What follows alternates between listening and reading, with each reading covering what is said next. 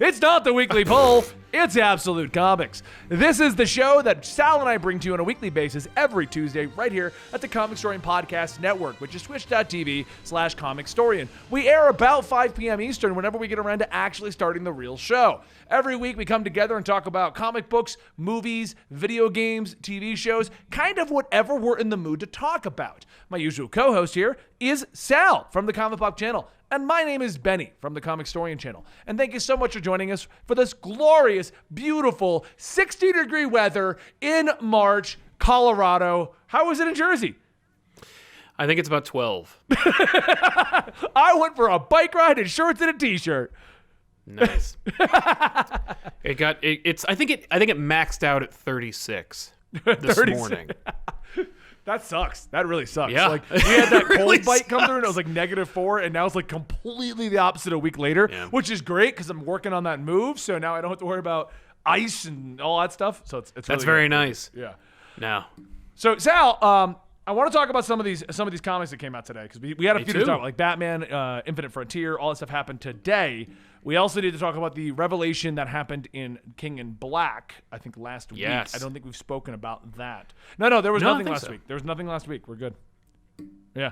So we're just going to talk about DC today, but I do want to mention, I told you this on the phone yesterday, and I told you I was going to say it on the podcast today. Yeah. We got a really interesting comment on our brand new channel that you and I have launched.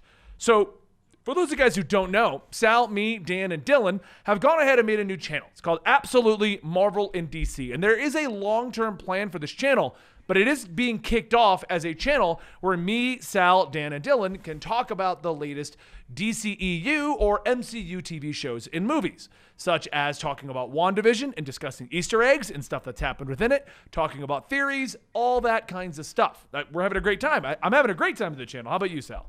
Absolutely. Yeah. I haven't really done much, but you talked about Superman and WandaVision, and that's pretty much all we've done. So it's true, and it's felt great. I've had a wonderful time. We also talked about Spider-Man. That's true. We did talk about Spider-Man. Yeah, I was happy to do it. The channel is based around the idea of us being able to bring you top 10s, Easter egg reviews, theories, but also have analysis and discussion. That was the part of the plan with that channel. And we've done quite a few of them, but we've had a really fun comment, and I found it to be really interesting. The guy commented, and if you're watching, this is all for you. Welcome to the show. Welcome to the show. He commented, "This to me is just like Absolute Comics in that neither of you seem to know what you're talking about. You're moving far too quickly, and you are constantly referencing other videos you plan on making." Okay. That was the synopsis of what he said. It was not as polite as I put. Fair enough. First off, Sal, fair point. The channel's named Absolutely Marvel and DC. And what I loved about his comment was he knows what Absolute Comics is. Yes. He's aware of the show, watches it, and is like, this channel that looks like it's a derivation of that show is similar to the show. Yeah. He's like, and it has the same hosts. It's the I guess we could take World's Greatest Detective away from Batman and give it to this comment because I think they figured it out. They figured out what the plan was, yeah. They figured it out. They put it together. They solved the case. Congratulations. Scoob and the gang are waiting for you in the Mystery Machine. The second thing I loved about his comment was, you guys feel like you're rushing through everything. And I was just thinking to myself, well, first off, I don't ever really feel like we're rushing through things unless we've been looping the conversation. That's normally when I will say, all right, Sal, it's time for us to move on, because we're just saying the same thing over and over and over. Exactly. But I've never really felt like we were rushing through the topics. I've always felt like we kind of pace it out. It is a show, guys. We have an hour to fill. For those people who don't know, we're not just going to film me and Sal talking for 4 hours. Well, especially because it would, like you said, it would be cyclical. It would just be like the same points reiterated over and over again. I mean, like, listen, I don't want to rag on any other, not competitors, more like colleagues, but like you could throw a rock and hit a comic book podcast about a bunch of white guys agreeing with each other and nodding together for like 4 hours. We're like, yeah, right, yeah, and talking over each other saying the same things. And it's like, you could cut that down to like 15 minutes and have like a show. Yeah, well, and that's what we've always tried to create. Like, even on Comics Experiment, one thing that Dan has learned over the years, Dan has a tendency to reiterate his same point 3 times, not letting anyone jump in. And we have little workshops in the office where it's like, okay, here's what you could have improved with your presentation, my presentation. Benny, be quieter, don't interrupt. I think I've improved at not interrupting over the years of doing the weekly poll. I try not to anymore. Absolutely. But like, there's things we work on and we improve on, and one thing that we've always tried to avoid is just talking about the same looping topic for 3 hours. Like, we want to move on with the topics. If you just want to see guys talking about the same looping topic, we're doing it right now. How interesting is this? Yeah, it's very meta. But the other one that I really enjoyed was, he said, and you guys don't seem to know what you're talking about. He said, you read your comics in 3 minutes, which once again tells me he watches all the shows. Right. Because I brag about that sometimes. It takes me 3 minutes to read a book. No, but I do. Sometimes I'll say, if I need to read through the comics, I have the ability to speed read, and what I lose in the speed reading is the art. But I 9 times out of 10 grasp what's happening in the storyline, the back and forth. I'll miss things here and there, but even if I wasn't speed reading, I'm reading 20 comics a day. Exactly. That happens. That does happen. Like, literally, I'm not even joking. I read the Batman, read Robin, packed a box, couldn't remember what happened in Batman, had to go back and look at it again. Like, oh yeah. Yeah. Absolutely. The prep for this show. No. But I found that interesting because like I said to you, part of what makes, in my opinion, our show so good and what makes this work as a show is Sal and I have different tastes and get hooked on different things in the books or the shows. Sal's going to notice things that I don't notice, and I'm going to notice things that Sal's not going to notice, and we're going to inform each other, which creates a discussion. Otherwise, it's Sal going, did you see Batman talk to Ghostmaker? And I go, yeah! And right. Isn't Ghostmaker lame? Yeah. Like, no. Like, it's just, I don't want to make that kind of show where it's just agreeing over and over again on the same points or trying to one-up each other on who knows more about the same topic. We're not that show either. Actually, Sal. I win. I got invisible points for being more right than you. I noticed that that criticism is lobbed often with people who it's not necessarily accurate. Actually, it's not that people don't know what they're talking about. It's more that they disagree with you. And that's the thing that really, like, it kind of drives me crazy because it's just like when people go like, you're wrong, and it's like on a subjective point, like, it's an opinion, man. And it's just like that often is the case with a lot of folk who watch this kind of content where they're just like, yo, that thing you said, it's totally wrong because I have a very different feeling about what happened. And it's like, it's art. Well, no I mean, a wrong. great example for that is actually Killing Joke. A lot of people like to take the perception of Killing Joke, what happened to Barbara, and the ending differently from each other. Like, some people I saw are like, what Grant Morrison said too. Yeah, it's like they full on raped Barbara. Like, but did they? They didn't show That's not how I read it, but you know, it's very different. Yeah, that's what I mean. Like, everyone has a different take on that whole thing. But now you're probably wondering, like, Benny, why are you giving this guy the time of day? That's fair. It's because this comment was hilarious because this guy was literally bringing up, oh, you have said this in the past, or you're doing the show Absolute Comics with Sal on this. So what I blew my mind about this comment, which I couldn't tell if it was being trolly or like complaining because they seem to be a fan, is like, apparently they watch so much of our stuff between us. They know what we have said. Like my comment about speed reading, that's not something I say often. That has been said in passing. Like, hey, Benny, how do you read 40 comics? Oh, I'm really good at speed reading if I need to. So if I need to rush, I can pick up a lot of stuff. And like, that's not something like every time we start a show, I'm like, Sal, can you believe I sped read like 10 more books today? Right. Like, welcome to the top of the hour. I sped read 15 books today, as you know.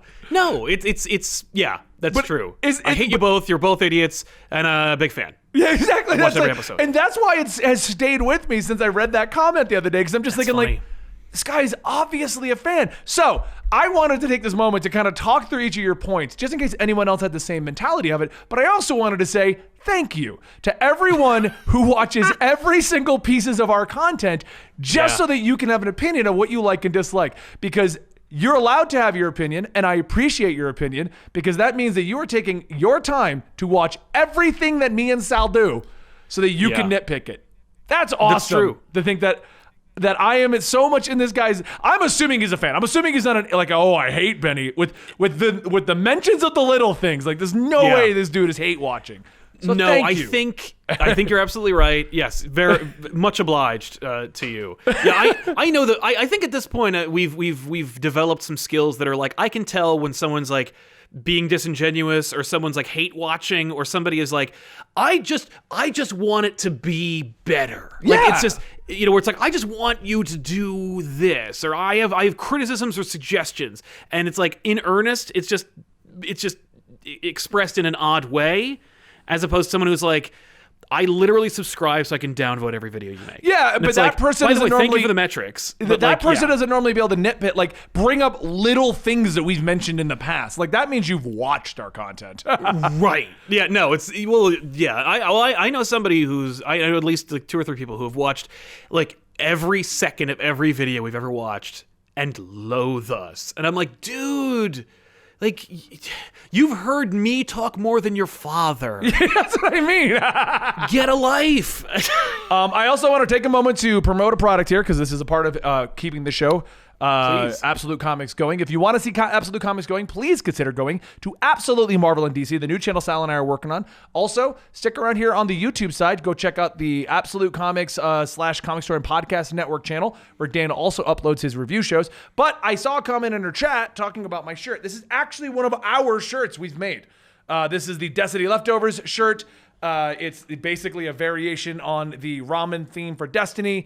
Leftovers is actually my raid team, because we were the leftovers of every other raid team. It was like we got kicked out of every other raid team. Like, I got kicked out of mine, another guy kicked out of his. It just, long story, like, no bad blood or nothing. But we were all, and the joke was, we're the leftovers. Yeah, let's go raid. That's awesome. So there's actually a new Absolute Comics shirt coming out, themed around Sal, actually. I love having this I have not pen. signed off on this. You did! It's the soda pop one we talked about. Oh, yeah, that's right. Okay, I did. I was like, what? What? This is an outrage. I'm going to comment immediately. We're coming up with a soda-themed shirt design. Is the first one, Dan, Comic Storian or Absolute Comics? Because there's 2. There's one for each of them.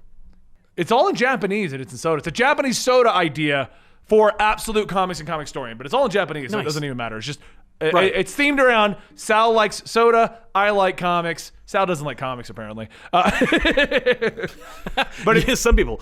But if you want to support this show, please consider going to our merch store, checking out our shirts. Please consider going to patreon.com/comicpop, where he puts this show up early, or patreon.com/comicstorian, where I put it up early. So, or going to the new YouTube channel. I know I'm asking for a lot, but if you can't do anything, consider going to the channel. So, all right, let's hit the actual topics today, Sal, since we're going to be here forever anyway. Right? Yes. So let's start at the top of the hour with the big news of the day, the elephant in the room, DC Infinite Frontier. There's a lot to like about what is going on. There's a lot of new status quos. There are a lot of new status quos that are just getting back to where we were post 1986, and there's some fun stuff in there. I'm the last page. I was like, what? Oh yeah, the Darkseid revival. By the way, if you don't know, we're going to be spoiling Infinite Frontier today. It's not even Darkseid. It's what happens. I don't want to. I want to give people ample opportunity to like read that one. Get out of here, because like Darkseid doesn't just come back. He like comes back in place of a bunch of characters that were just introduced.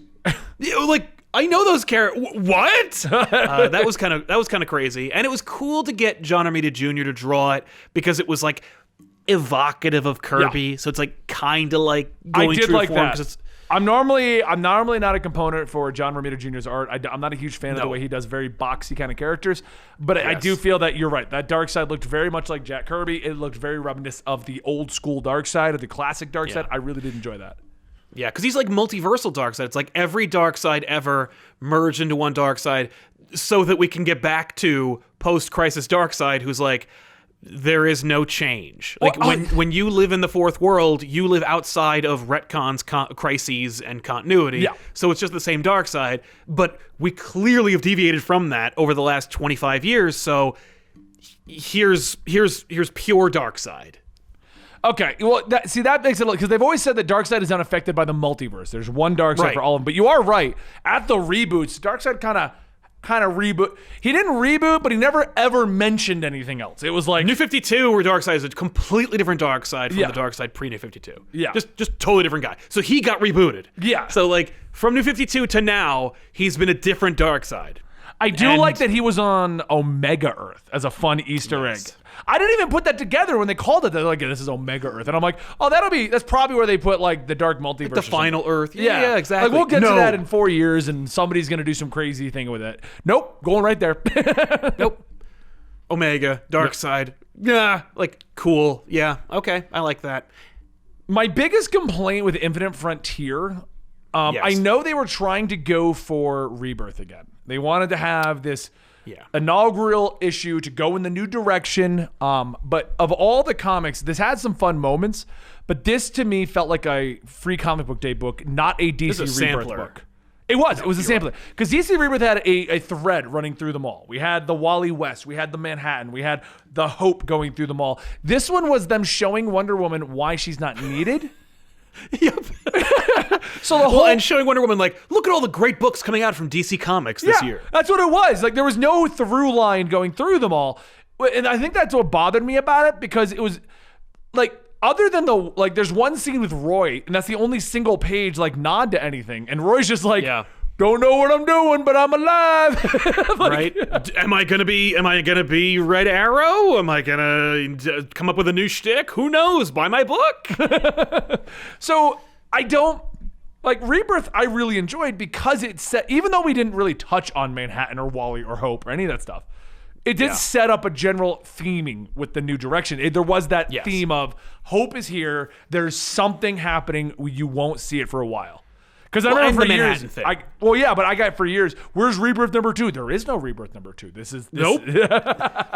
But there will be Infinite Frontier numbers 1 through 6. Oh, so is there? this is apparently this is launching. It is a sampler, but as I understand it, there's going to be a 6-issue summer event called Infinite Frontier. Okay, that'll be cool. But I think there will be more of this book. But I doubt it'll be issue 1's going to be more samples of books that are coming out from DC this year. No, it'll be a story. But it's just interesting the way they did it, because they very clearly, because I think Joshua Williamson, is he the one that wrote the through line like of Wonder Woman? Yes, he did. He's kind of shepherding this Infinite Frontier. Yeah, that's what I thought, because that was what he was talking about in the thing. It's cool. I like it. Some of it just doesn't line up with the way other things are kind of portrayed and what's going on. Because they'll be like, look, Wonder Woman, Superman's doing great without you. And then they'll be like, look, Wonder Woman, Batman's lost the entire city of Gotham and Arkham is going crazy. But you don't got to get involved. Right. Don't get involved, because really there would be no place for you anyway. Yeah. No, it was... Yeah. It's not very cohesive. It's more just like... Yes, Wonder Woman would not get involved because she never does with Batman stuff. But the Superman thing is more like so starkly different from everything. Like Superman was like, oh, it's a snapshot of a Superman story. Yeah. Red Arrow was like a snapshot of a Red Arrow story. Stargirl, snapshot of a Stargirl story. You know, and then Batman. Nope, Tynion's still going, man. Like He's like, yeah, my story's continuing. Infinite Frontier, right back into Batman. Right. Yeah, he's like, oh, I'll give you the first 3 pages of whatever book I'm writing right now. Here you go. Oh, by the way, new character. This is my 6th one. Yeah, I know. I like his characters, though, so far. I will say that. At least he's kind of treating them properly. Nothing against Scott Snyder's Duke, but Duke got introduced and got thrown to the side, like even by Scott Snyder. Like I know, and like Scott had way more pull at DC than James does, so it's like, and he's like, how about Duke? And everyone's like, how about no? and everyone's like, and he's like, all right, I'm sorry. And James like, how about Punchline? And people are like, I guess. How about Ghostmaker? Okay. How about Clown Hunter? All right. How about the Molly? Miracle Molly? Is that her name? I don't know. Yeah, no, but they were. I like how they like every issue right now in James Tynion's run is basically like introducing a new action figure. Oh, thank you. Miracle Molly, chat says. That's the official. Thank you, Miracle Molly, and don't forget the designer. First one he created. Hey, designer looks cool, kinda. I want designer to come back. Didn't he say he was going to do some more stuff with the designer concepts later? I hope so. I remember what he was originally going to be doing with the designer, and I was like, I like that better. Yeah. But yeah, and now a new guy that's working with the Scarecrow. Who? Okay, that new Scarecrow design though. Because it's in Infinite Frontier, and then it doubles back around in Batman 106, and I'm like, Yes. I like this design. This design is awesome looking. He looks cool. He looks like M-Plate meets the video game figure. Scarecrow. Yeah, he's an McFarlane's like, now we're talking. I can make that. You just need like flowy cape like things. Yeah. I need a feature where there's a hinge in the back and it folds out. Yeah. Because like that is a thing in the current DC McFarlane line. Yeah. Where it's like, hey, the figure has these extra things you snap on and they fold out. Like, okay, they look cool. I have 2 of them. But yeah, I think I was a little more hyped for Infinite Frontier because of how Rebirth was handled. Yes. So getting into it, I'm like, it's a sampler. It's a sampler I had to buy instead of getting for free in May. That's what it is. Yes. I was a little more disappointed than I was excited. Yeah.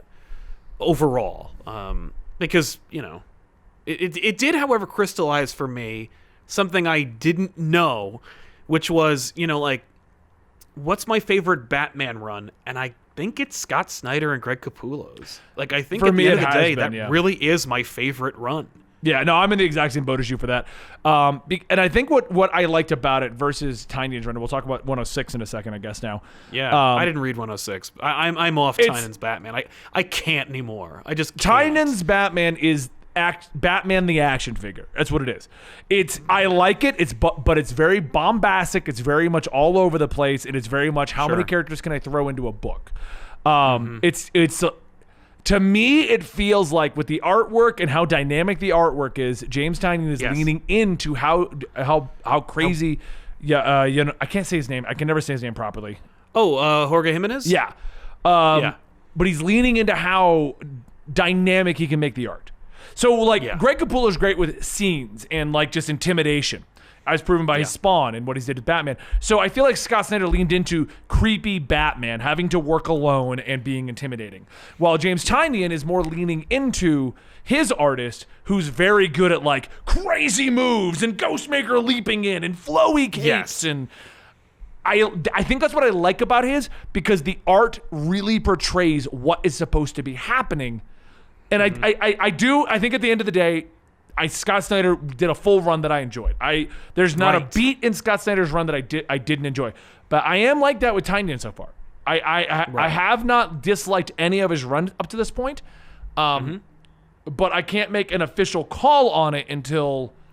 It hasn't been going on long enough. Yeah, exactly. I need a little bit more to decide. I need to see where he's going with Ghostmaker and Clown. If these characters just pop up, Clown Hunter. If these characters just pop up randomly and they don't ever do anything, if they just turn into a Duke, right? He's made them such a focal point in his run. Yes. Duke came in, had his stuff, and then Scott was like, all right, told my Duke story. Who's next? No one wants that. And I guess Scott was like, y'all don't want Duke? I'm not going to force it. Yeah. I'll put him in stuff. He'll open Dark Knight's metal, and he'll be on a rock pointing in death metal. But, ultimately, if you guys don't want the signal, I'm not going to push it. With this, it's like, if you're reading Batman, you better be on board for the 8 or 9 characters that James Tynion IV is going to be bringing you in less than a year's time, because they are going to be front and center. But a great example is in 106. Since you haven't read it, I'll just move into 106. Yeah, One thing I really enjoyed about it is half the book is in the Batmobile, dude. Well, everyone, but you feel Batman rushing, Batman talking to Oracle, the Batmobile racing, Ghostmaker leaping out of nowhere, making a fun quip like, I love to make an entrance. And you feel all of these moments, and nothing happens in this issue. Right. I got to tell you, though, Jimenez did, I think, the Batman backup, or the Batman segment chapter in Infinite Frontier, and it looked, like you said, amazing. That moment when Batman says, I'm on my way, I was like, whoa, this looks great. Really cool stuff. Also, spoilers, is Bane dead? Yeah. I don't know how he just opens it. He's a footnote death, too. Right? Oh, by the way, Joker seemingly broke in and killed Bane. What? Hold on. We saw it. I remember that scene because there's a whole scene where Joker is just nobody cared about City of Bane. Put on your mask, and then he leaves. And that was That was a neat scene, but I didn't know it was going to pay off in the, I also put Joker toxin in your mask and I killed your ass. I was like, what? Kind of cool. I don't know. I hope they go more into that because Bane's not a footnote character. No. I mean, I always Tom regard King him as made one, Bane but like the he's focal not. point. Tom King made Bane 100 issues Bane plan. Like Yeah. Right? The whole damn thing is about, it's just Nightfall 2.0 and okay. and he just died. Now he's a joke. Literally, he's got the mask on. Literally. And but I was like, that's kind of ballsy. Okay. And where's that going to pay off? In the Batman book? The Joker book? I don't know. Yeah. I don't know. We'll find out because you'll read the Joker book, right? You. Check it out. Yeah. Are you going to read Detective Comics when she picks up? Oh, yes. Yeah. Yeah, when Tamaki takes over, because I want to see. The only problem is I don't care about the Magistrate, and I was like so excited to get back to it. And when the cops are like, vigilantes are outlawed, I was like, oh God, no. Well, no, I mean, we're going to do it all over again. Yeah, well, now we're going to get actually there. I don't care about that. I don't want that. I will say the Magistrate in Future State I didn't care about. We all tried to speculate who it was, what was happening. Yeah. Well, I don't know if it was an Infinite Frontier or Batman 106, but they pitch it. They pitch with the Magistrate. Well, if it wasn't an Infinite Frontier, then it was in Batman 106. Right. Okay, so they actually pitch what the Magistrate's plan is, what the Peacekeepers. Okay. It's all explained, and I'm actually really interested.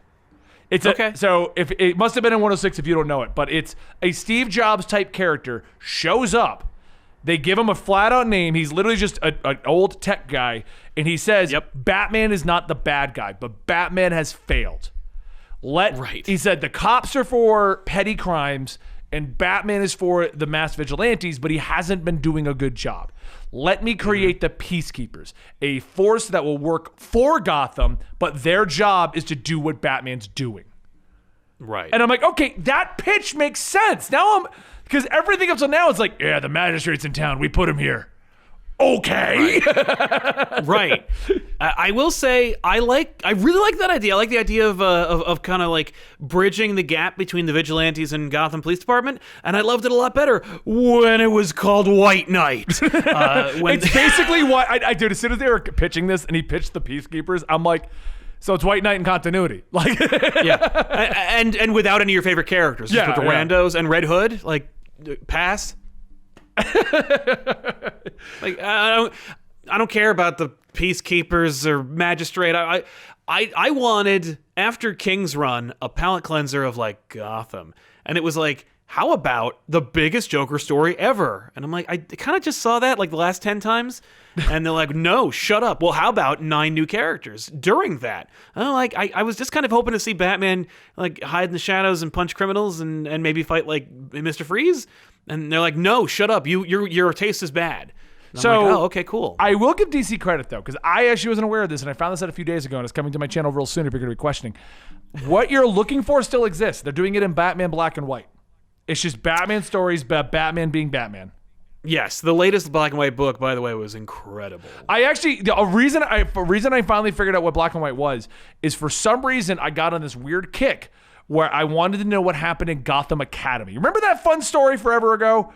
I somehow got in a kick with Gotham Academy. I looked up the books, realized that we didn't do the last volume, and I was like, oh, maybe we can get to it eventually. Because we did the 2 main ones, and they did a reboot. So it was like, this is done, but technically there's more stories of Maps. But when I was doing the research on Gotham Academy, they're like, yeah, Maps is officially an actual Robin now in Batman Black and White. They made her a Robin. Official Robin. And I'm like, how did I miss this? And I looked up Batman Black and White, and it's like, it's an anthology series. Here's the story. And I'm like, holy crap. Like, you made a female Robin and you made it a character we've kind of got to know in this other book. It wasn't just like out of the blue, and no one talked about it. Yeah. It's weird. Because people wanted to see Carrie Kelly in continuity, and she was there for a half second, and they were like, get out of here. Yeah, well, she was the tutor. Yeah, the tutor. But at least Maps, like, there was a whole 18-issue run where she's teaming up with Damian. She's showing what she can do. Oh, I want to be a Robin, but how do you do it? And she had the Batarang for quite a few issues. It was great. And so I'm looking it up, and they're like, yeah, Maps. And Olive apparently came back, too, in Batman Black and White. I'm like, what? Right? That's cool. It's exciting. So that's way cooler. That's what I want. And Yeah, that's what I'm gonna read the stories to see if they're actually worth it, or if it was just like a footnote thing where somebody's like, "Maps is a Robin," and no one ever did anything with it. But I do know that Olivia Coipel drew us a story, and it's like, oh, cool. Coipel does a Batman, and it looks great. Yeah. So, Speaking of awesome drawing, how do you feel about that new X-Men coming out?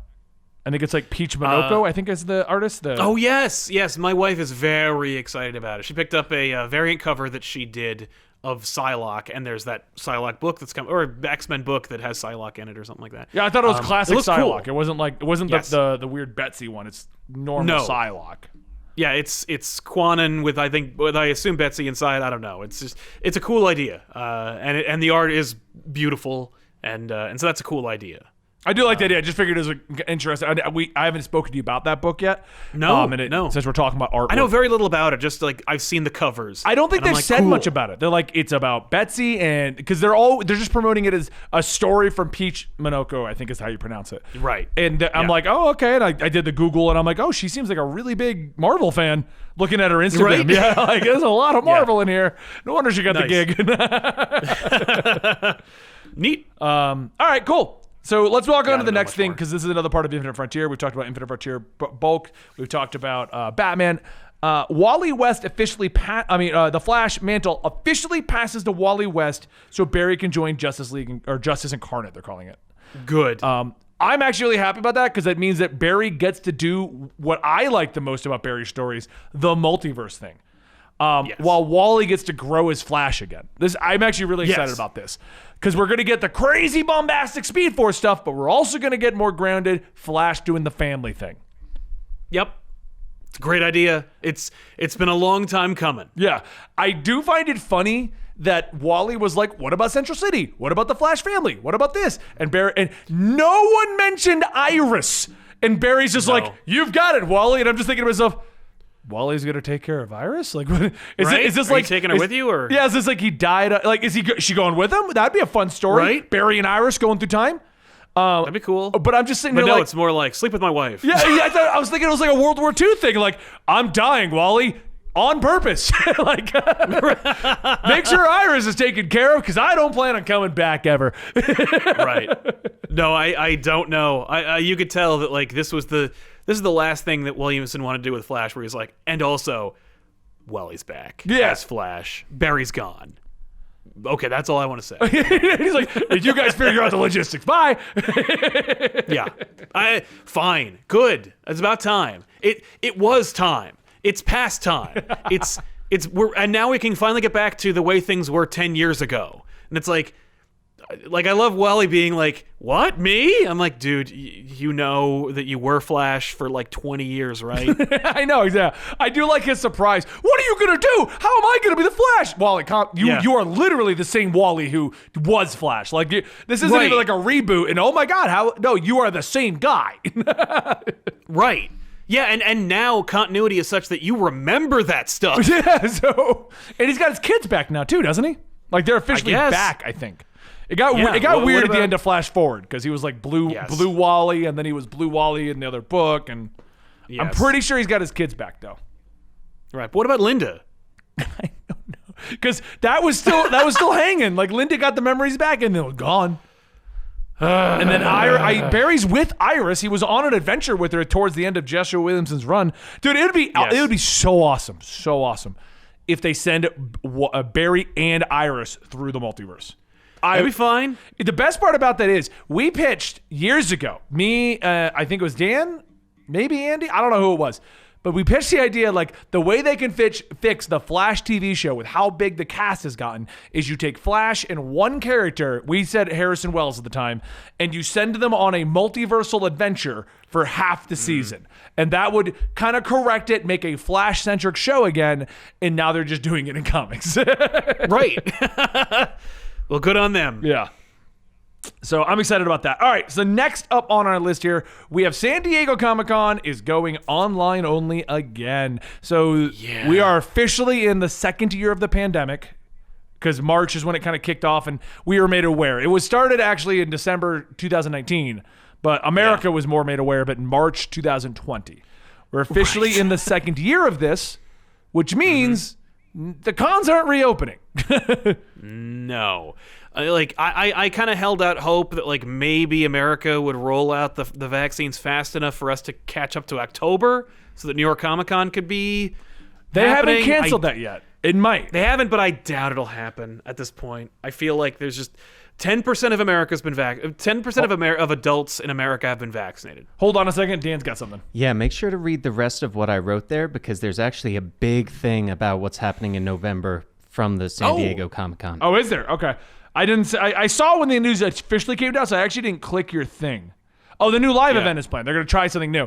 I saw the big announcement that they had postponed it, and I was tracking that. I didn't see that they were planning it for a November event. So maybe they're going to combine, like, San Diego's going to do their own thing in November, and then it's going to be interesting. I do foresee cons coming back by the end of this year. Yeah. The end of this year, you think like because I've already gotten emails about smaller indie cons. That's bread and butter. Is their yearly? Hey, we're back. We're gonna keep it a low person or try to. Do you want to come be a guest? And I actually forgot to respond. I meant to because I wanted to be like, hey, I can't trust it right now. I'm sorry. Like, I just can't. It's interesting. I'm excited to see them come back. I don't think I'm going to travel nearly as much as I did last time. No, I want to. I want to get back to it, but I'm not going to do it this year, probably. No, maybe really 2022 will be making the rounds as the hosts of Absolutely Marvel and DC. That'd be really nice. And people can pay for us to go again. We should really like be, it'll be like San Diego, New York, Chicago, and Seattle. Like, yeah, those. Well, the last 2019, the last year that I did travel, I did have it down to 4 shows. It was 4 shows. I did a show a quarter, and that was all I did. Yeah. I mean, like the thing that really not concerned me, but that stuck out to me was them citing financial concerns. I was like, oh no. Like San Diego is like, we're definitely not going to have a con this year because we just can't afford it. And I'm like, well, they can't afford the potential loss of revenue from having to cancel everything again. That's what it comes down to. Because they could plan it out all they want, but then they're going to pay for the hall, they're going to pay for everything, and if like it doesn't work, they lose that money. Yeah. I remember us speculating a year ago about the death of the smaller shows because we got to the point where you could literally skip all the major shows, just hit local shows, and still go to cons for the whole season. And now I think we're in the end game as far as smaller cons closing or us kind of like condensing the bigger shows and kind of those being satellite or magnet shows that get more people since there'll be fewer smaller shows.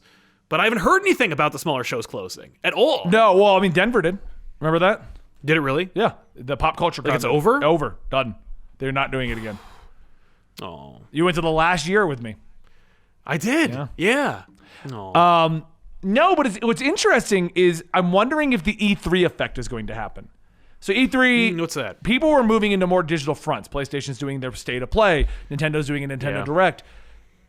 I'm wondering if like San Diego and everyone, like it's cheaper for these companies to do their own productions and get more information out. The Disney investors call, I'm wondering if it was a test of them being like, do we need to go to San Diego? Like, I get it's a tradition, but I feel like a lot of traditions are now broken because of the pandemic, and a lot of companies are like, do you know how much cheaper it is to just get Kevin Feige to stand in front of a green screen? Oh, yeah. Well, because the other thing was like D23 was its own expo, and that was where all the Marvel cinematic announcements were. They were moving over to that. Yeah, they were moving over to D23. But if they were going to have their own there, and then we have the investors call, and if that's going to be as highly trafficked and you drop all your if it's just a place to drop your trailers and you could do it as a virtual event and not have to pay catering, travel, or anything like that, yeah, I can see them all doing that. I mean, look at the DC fandom and how I mean, it was expensive for our companies to go out and look at. Like when we did New York Comic Con last time, the last one of October 2018, and I brought the whole team out because we were doing something. There was something that cost me almost $10,000 to get the entire team out there, room, board, food, like. And I forget I travel, but we were doing something. I forget there's a reason we had the whole group there, but we did something and it was fun. I remember. We've done so many shows, I don't remember anymore. Yeah. But like we did something, I don't remember. But you guys had your own thing. I remember you were kind of scaled back at New York this past year. Like you had like it all kind of focused on like 1 or 2 days, and that was it. Yeah, but I had the whole group out to do something. Dan, do you remember what we did? because you were out there too. You went to see your brother for one of them because we moved some stuff around so that you guys could do New York stuff while we're there. Right. I don't remember what it was. There was something I had to be at, and I had everyone out there. We had the camera work, and we had you guys there, and you guys had to go do other things. Honestly, I cannot remember. You know what I'm talking about, right? Yeah, I remember something big, but I can't put my finger on exactly what it was. It wasn't even like a video because we could just check your channel and there's nothing there. The funniest part about this is I don't remember what we did at that trip, but it was so big we even brought Gary out with us, and he doesn't normally travel for that kind of thing. And the only thing I remember about that New York Comic Con was Dan and I found a way to get into the Epic 7 party. And we separated at one point to go to this party for this app game, Epic 7, where like I thought Dan and I spent a lot of app game money. No, these people blew us out of the water. But it was like it was a cool thing. But that's all I remember about that trip to New York. I don't know. I remember meeting up with Joe because Joe went to dinner with us. Yeah, I want to say it's a very high chance it was related to Valiant. Yeah. Not in 2019. No, because we were promoting the Bloodshot action figure with McFarlane. We had the Heather Antos interview at the Valiant booth. I think all that happened that year. Yeah, I mean the McFarlane one. I did bring Gary up for the McFarlane. You're right. I think it was McFarlane. I think it was because of the Bloodshot movie. It was Valiant again. Yeah. Mm-hmm. I think we worked on something with them. That was it. Do we play Epic 7? Chat wants to know. Yes, Dan and I and Huey do. They're getting back into it right now. I'm on like, if you play app games, you know what cooldown mode is, where you just log in and do your maintenance stuff. That's where I'm at right now. I'm really heavy into a couple other games. Strike Force is one of them. But yes, let's get to our next topic. Right. Oh yeah, but I'm just wondering, what will the future hold? Last year we were like, what's going to happen? We still don't know, and now we know that like a lot of cons, like there was one con I won't name that like didn't get their insurance for the cancellation, and so it was like a big show that might never come back. A few of them did that. A few of them had that problem because I remember that was a kind of a big thing for a few things. Yeah. So our chat says 2022. Our chat says 2019 feels like a decade ago. You're not wrong. Yeah. Well, because there was a gap year. So it's like, try to remember last year. Then try to remember a year before that, because that's really when anything happened. All I remember last year is I sat around my house a lot and played a lot of video games. Literally that. Like, we're a year into it. I'm like, oh, it's been a year. But it's also like, yes, a year's worth of life has passed. You know what's even worse about 2020? Because the pandemic was bad enough. Yeah. We couldn't go out and do much. But I at least was able to go bike riding and rock climbing and stuff in the area. We had the Colorado wildfires that lasted from August until like November. To the point where we almost had to evacuate our house. And so I couldn't even go outdoors. So there was most of 2020, I was just in the house playing PlayStation. Right. Yeah. It was. And you guys wondered why I got really depressed during that year, like everyone else did. Yeah. So who knows? Yeah. I don't know. It's weird. So we'll all right, so next up we got Marvel event Darkhold, originally planned for June 2020, has been listed on Amazon again with a new Scarlet Witch cover and a new release date of 2021. Okay. Cool.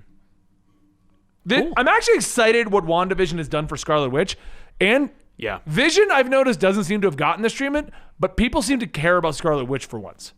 Like, look, I know there's hardcore Scarlet Witch fans out there that will tell me every little nitty-gritty portion of her history and all the retcons. But at the end of the day, the general Marvel fan only ever knew Scarlet Witch for No More Mutants. Right. Like, because she never really did anything else.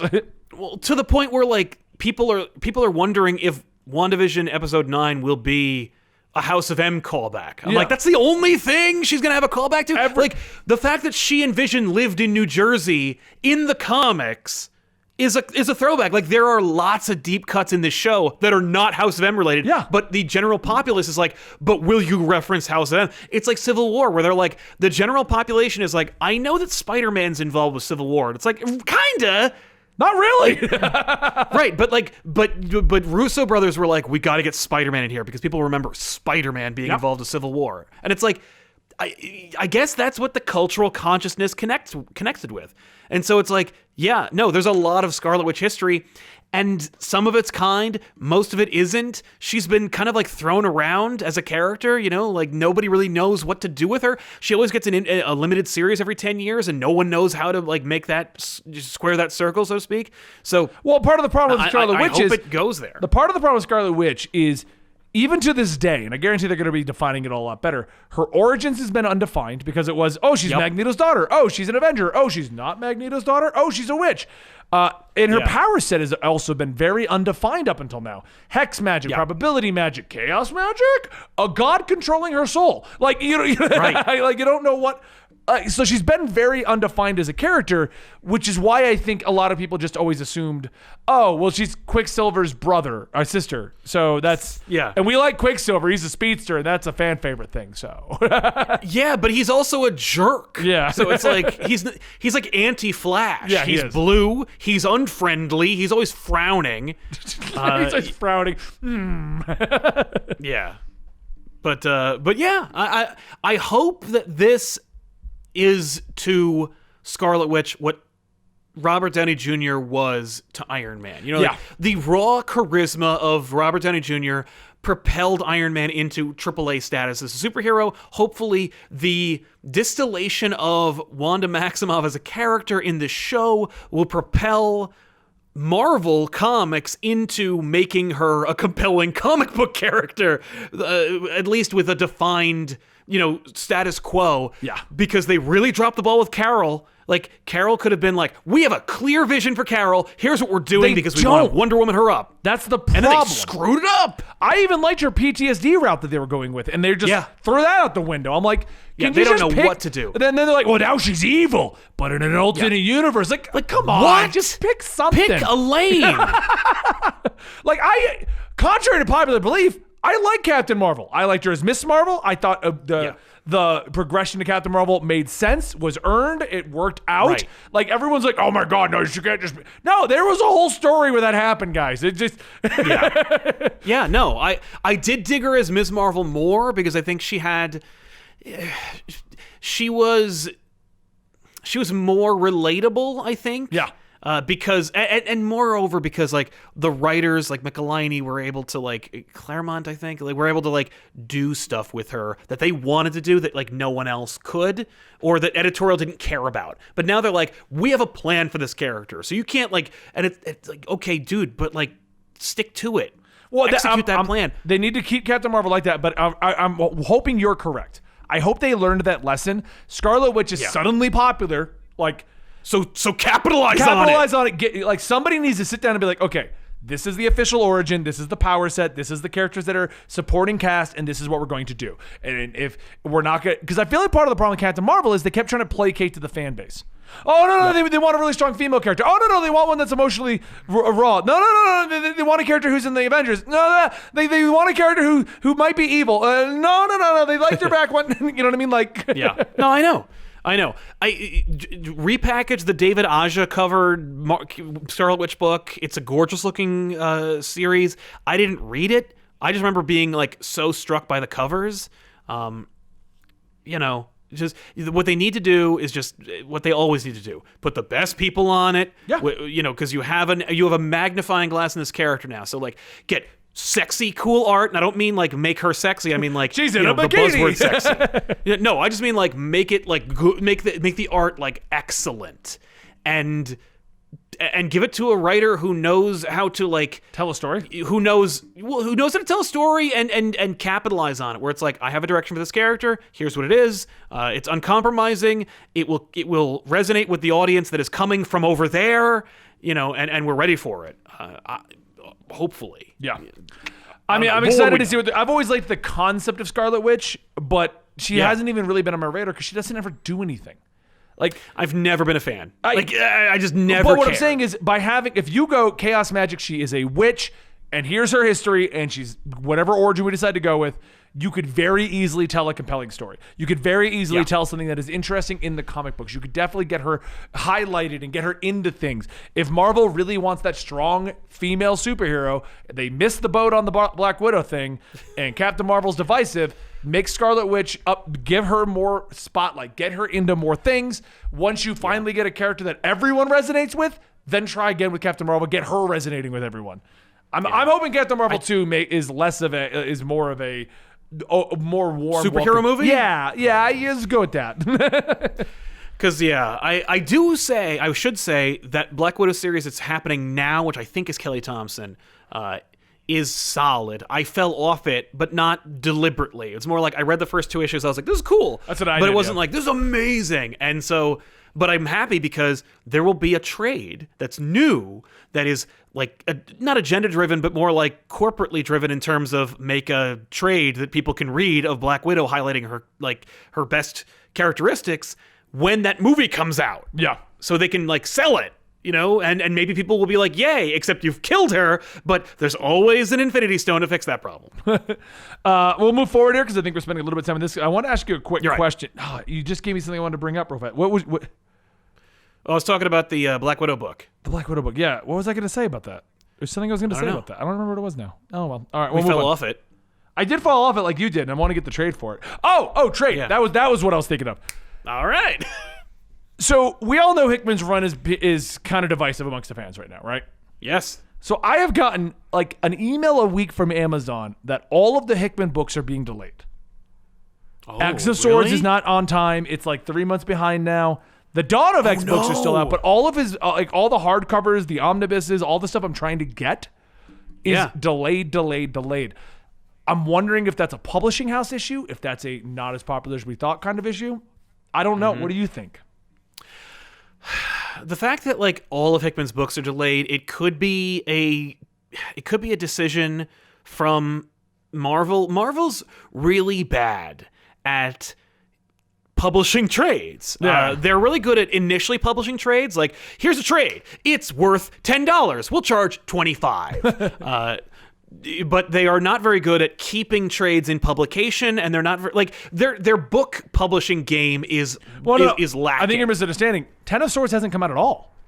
I know. Okay, I this haven't isn't like pre-ordered it. Is you too? Yeah, you pre-ordered it it too. isn't coming out until April 6th. Like, I'm waiting for it. Why is it being delayed so heavily when it was supposed to originally drop like a month after the end of the story? It should have been like January. Right. Was the initial date. Right.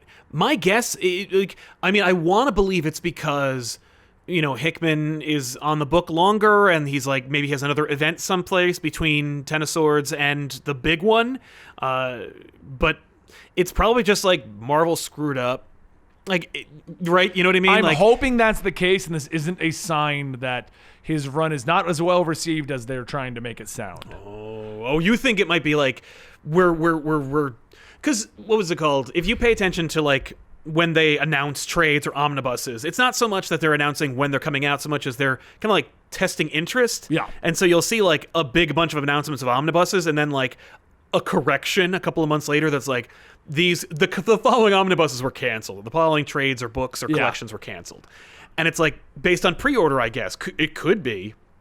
Yeah, the Ten of Swords was significantly lower than anticipated, and so they're like, we can't cancel the release, but we can like kick it down the road and hopefully build up more interest. Yeah. Maybe that's why they launched that X-Men Legacy book to try and get people. Okay, these new X-Men fans are excited, but what about the old X-Men fans that are complaining and not buying X-Men? We'll give them this, and it's like and those two combined will get people to buy Ten of Swords. Like it's a lousy publishing strategy. I just find it so weird that like because that's what very weird. like they've turned the X-Men into like their new this is our new big thing, X-Men. It's all over everything. We're all about Krakoa, the island, Hickman's run, but the first event can't seem to get its book out. Like.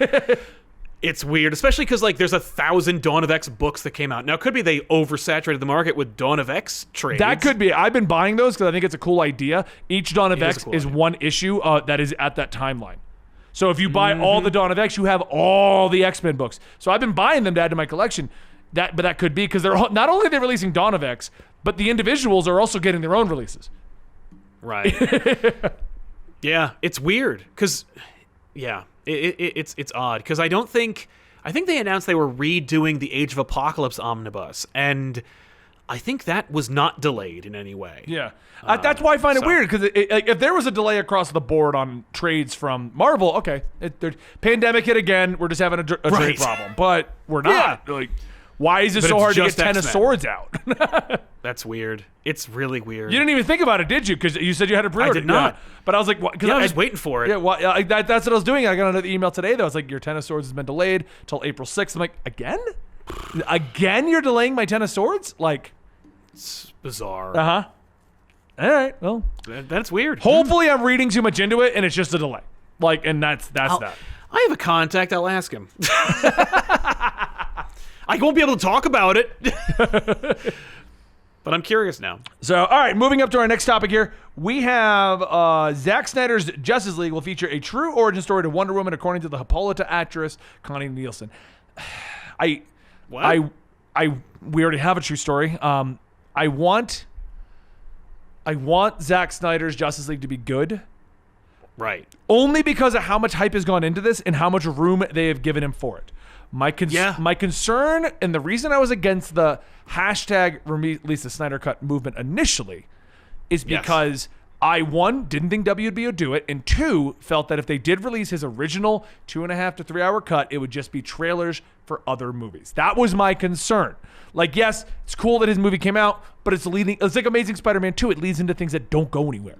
Right. When they announced that we were going to get Zack Snyder's Justice League and it was going to be this 4-hour epic and they're going to let him reshoot things to kind of close a lot of those loops so that it is a complete story, I've been excited. Yeah. But now the more I hear, the more it turns into, like, I know it's 4 hours, but how are you fitting in all of this? Yeah. Well, it could just be a scene. Like, it could be a half line during a scene that we've already seen. You know, it could be, the flashback that shows, all the older heroes like fighting Steppenwolf. That scene we saw originally where we're like, oh, was that a Green Lantern? Yay! It could be that, it's narrated by Hippolyta and she's like, and then shortly thereafter you were born and, we see like Zeus walk in the room or something. Like, who knows? Like, it could be really short and they're just hyping it up, I don't know. I don't know. It's gonna be interesting to see this come out because this is kind of a precedent other than the Richard Donner cut that I don't think has really ever been done. Right. Like, we've never had a movie that was like, oh yeah, there's so much other stuff and we're giving them more money, so we're just gonna try again. Right. Yeah, no, I've never seen this. The Donner cut is like, kind of, but I've never seen like a movie. I mean, we've seen director's cuts where it's like that like Blade Runner or Dune, but not like, no, go back, shoot some extra stuff, make it longer. Like we took away freedom, give it back to you. Like, I don't know. It's interesting. It could set a precedent. I don't think that this is the norm. I don't think we're going to see like Ayer cuts and whatnot. Yeah, I think everyone's it's more like, what about the Ayer cut for Suicide Squad? Like, I'm pretty sure he didn't, or was it? Yeah, is it Ayer for Suicide? Yeah. I'm pretty sure he didn't film enough to make a whole cut. But then again, maybe says WB. He did, oh, did he? I mean, yeah. Well, and like, where's the Trank cut of Fan Forstic? Yeah, I was gonna say Fan Forstic. I honestly, I think that the only reason why we're getting this is because AT&T spent way too much money to create a Disney Plus / Netflix competitor, and they're like, we need something to come out to get people to subscribe. There will never be, or there won't be for the foreseeable future, a more dire / desperate need on Warner Brothers / AT&T's behalf to generate content right now, as opposed to like HBO Max is in a weird situation because like Disney Plus dropped and we had Mandalorian and everything got delayed, but in Disney Plus felt dry and everyone complained about it, but we at least knew WandaVision, Falcon. Oh, they announced all these things. They were like, these are the things that are coming. It's just that like some of them aren't done being shot. Yeah, and pandemic got in the way of a lot of it. But HBO Max, like, I like it in general. I've actually watched quite a few movies on it because it does have a great, like, just collection. Library. But at the same time, what are we getting that's HBO Max? Like, right. Like, we're just getting your library and occasional new stuff that you would have released in theaters. Yeah, and I get that they're putting all their movies out there, and I think that maybe that will give me like reasons for going to HBO Max. But like, there's no DC movies, there's no HBO exclusive shows. Like, they're not even producing the original HBO shows. Like, where's my Game of Thrones spinoff? Where's my Green Lantern show? Where's like all? Yeah. I mean, they announced those things, but after the fact. Yeah. It wasn't like, they just were like, when we HBO roll out Max with is HBO out. Max, we'll be shooting these. I think the problem with HBO Max is they just pretty much rolled up more content into it and continued HBO Go. Instead of like holding back and doing a big launch, their big launch was Wonder Woman 1984 came to HBO Max and we'll have Zack Snyder in a few months.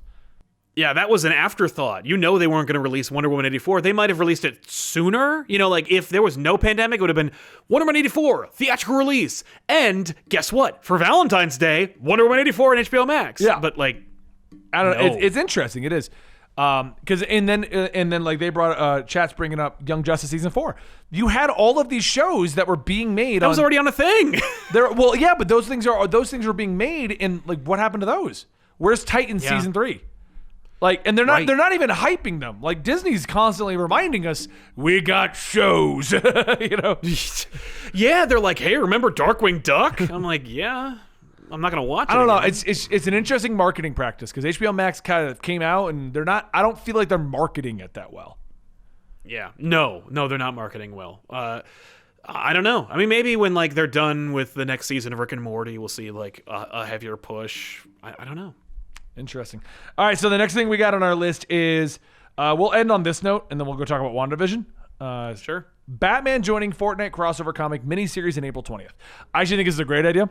I know a lot of people that went over to read the Thor comics because they put a Thor comic in Fortnite. Yep. So it was a good idea. It was a great idea. It didn't affect the comics at all. Plus, this will let me buy the Batman skin finally that I don't have. You should see my skins. I have spent way too much money in Fortnite. I believe it. I have every superhero, Sal, except Deadpool and Batman. It's the biggest effing thing. People who argue, I mean, they could make this canon and it'd be cool. I don't care. And Fortnite has done the smartest move ever by basically establishing, yes, Fortnite is in a multiverse. Everyone you know exists in our universe. And I'm like, that's genius. Like, yeah. Why is no one else? And what Fortnite did is not go, oh, we have Batman and Captain America. They just said, who wants to be in the party? Yeah.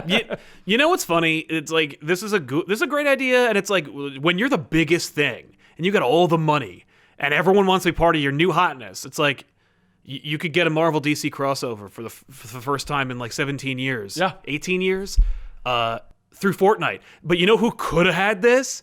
Lego.